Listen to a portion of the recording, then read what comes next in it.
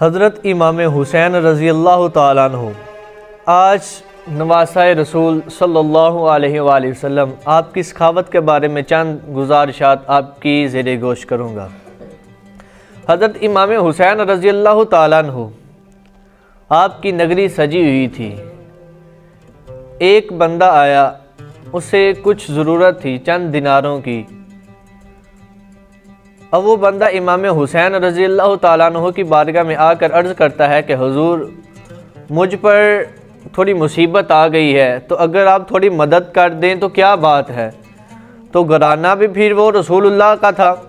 حضرت امام حسین رضی اللہ تعالیٰ عنہ آپ نے ارشاد فرمایا کہ اے بندے، اے سوال کرنے والے، اے مصیبت زدہ انسان جو میرے پاس آئے ہو، چند دینار میرے آ رہے ہیں، تم ادھر بیٹھ جاؤ، انتظار کرو، چند ہی گھڑیوں میں وہ آنے والا ہے بندہ، پھر تیری مدد ہو جائے گی۔ اب وہ بندہ پاس ہی بیٹھ گیا اور بیٹھ کر اپنے ہی ذہن میں وہ سوچنے لگا کہ مجھے ضرورت ہے جتنے دیناروں کی، مجھے لگتا ہے ہو سکتا ہے 5 یا 7 دینار مجھے حضرت امام حسین عطا فرما دیں۔ اب وہ بندے کی سوچ تھی 5 یا 7 دیناروں کی۔ حضرت امام حسین رضی اللہ تعالیٰ عنہ آپ کے پاس 5 تھیلیاں دیناروں کی آ گئیں۔ جب 5 تھیلیاں دیناروں کی آئی تو حضرت امام حسین رضی اللہ تعالیٰ عنہ نے وہ 5 کی 5 تھیلیاں اس شخص کی طرف کر دی۔ اب وہ شخص کہنے لگا کہ حضور یہ ساری میری ہیں۔ حضرت امام حسین آپ نے ارشاد فرمایا کہ ہاں یہ ساری تیری ہیں۔ وہ شخص نے ایک کی گرہ کھولی، جب گرہ کھولی تو کتابوں میں آتا ہے کہ ہر تھیلی میں 500 دینار تھے۔ اب وہ بندہ جس کی سوچ تھی کہ 5 یا 7 دینار ملیں گے، اس بندے کو 2500 دینار مل گئے، اور ساتھ حضرت امام حسین قربان جائیں آپ کی ذات پر، آپ کی شان پر، آپ نے ارشاد فرمایا کہ آنے والے میں معذرت کرتا ہوں کہ حسین کے پاس تو آیا اور حسین نے تیری اتنی ہی مدد کر سکی، اور معذرت کرتا ہوں کہ تجھے انتظار کرنا پڑا۔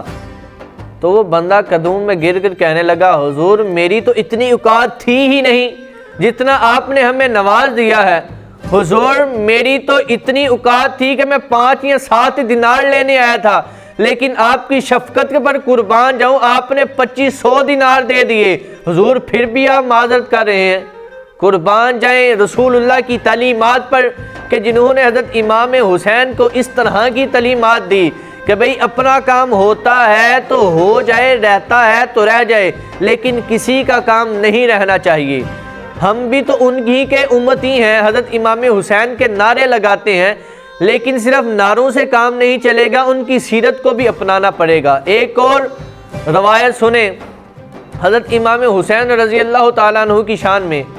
میرے آقا کریم صلی اللہ علیہ وآلہ وسلم کے ایک غلام ہوا کرتے تھے، حضرت زید بن حارثہ رضی اللہ تعالیٰ عنہ، بڑے لاڈلے غلام ہوا کرتے تھے۔ انہی غلام کا ایک صاحبزادہ تھا، بیٹا تھا، ان کے ساتھ بھی میرے آقا کا بڑا پیار تھا۔ کریم آقا صلی اللہ علیہ وآلہ وسلم کے وہ غلام آخری وقت آیا، کافی علیل ہو گئے، بیمار ہو گئے، ان کے اوپر 60,000 دینار کا قرضہ تھا۔ انہوں نے اپنے چاہنے والوں سے، دوست احباب سے، تعلق والوں سے اپیل کی کہ بھئی میرے اوپر 60,000 دینار کا قرض ہے، اور میں نہیں چاہتا کہ مر جاؤں تو میری قبر پر 60,000 دینار کا باری رہے، تو لہذا عطا کرو 60,000 دینار۔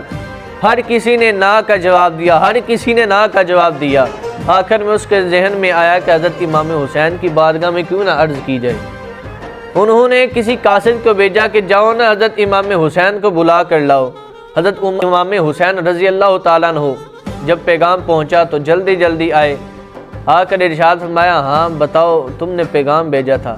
کہا حضور میرے اوپر 60,000 دینار کا قرض ہے، اگر آپ عطا فرما دے تو بڑی شفقت ہوگی۔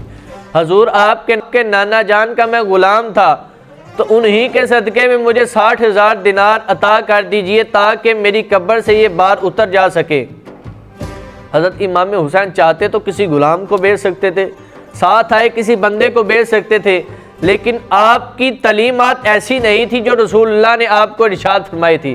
حضرت امام حسین خود بھاگے گئے اور گھر سے 60,000 دینار لائے اور اسے عطا کیے، کہا لو تم رکھ لو۔